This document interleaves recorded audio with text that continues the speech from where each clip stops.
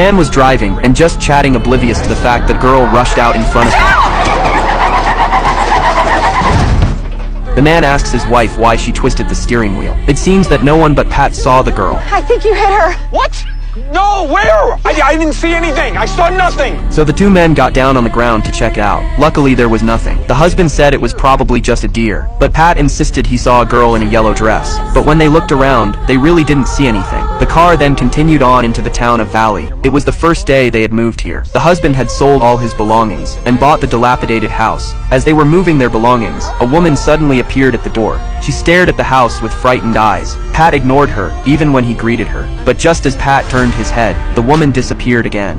In the afternoon, the realtor came over to hand over the property. Pat said how the house felt a little chilly. Then the real estate agent's answer was even more incredible. Just give it a bit. I mean, the house has been empty for nearly 2 years. She's probably not used to having people inside of her. Anyway, welcome to Shining Vale. In the evening, Pat was boiling water in the living room. Suddenly came the sound of the piano. Obviously during the day, the piano is still broken. How come there is now a crisp thumping sound? She went over to check it out and realized that the window had been left open. But when she closed the window, the dog was barking furiously behind her. It seemed to have seen something terrible. Then there was a knocking sound from the window.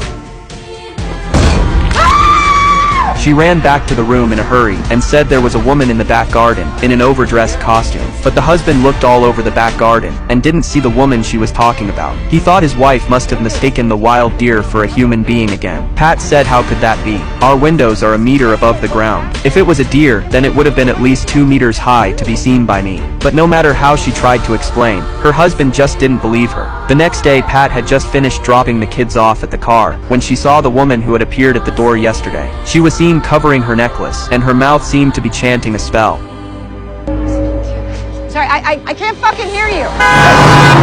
It was strange, as if all the strange things were directed at Pat. In the afternoon, Pat found a photo album while picking up a ball for the dog. When she opens it, it turns out to be the little girl and the woman from the back garden that she met on the road yesterday. She told her husband about it, but by the time it reaches her husband, the photos look different. The woman couldn't help but begin to wonder if she could be mentally ill. After all, her own mother had suffered from mental illness at her age. In short, either she was crazy, or there was something wrong with the house. So she took the dog for a walk in the back garden. The dog, however, seemed to see something. Pat followed closely, but saw a lot of chopped wood. Then a footstep was heard. She hurriedly copied the axe and moved forward. Suddenly a pair of eyes appeared ahead.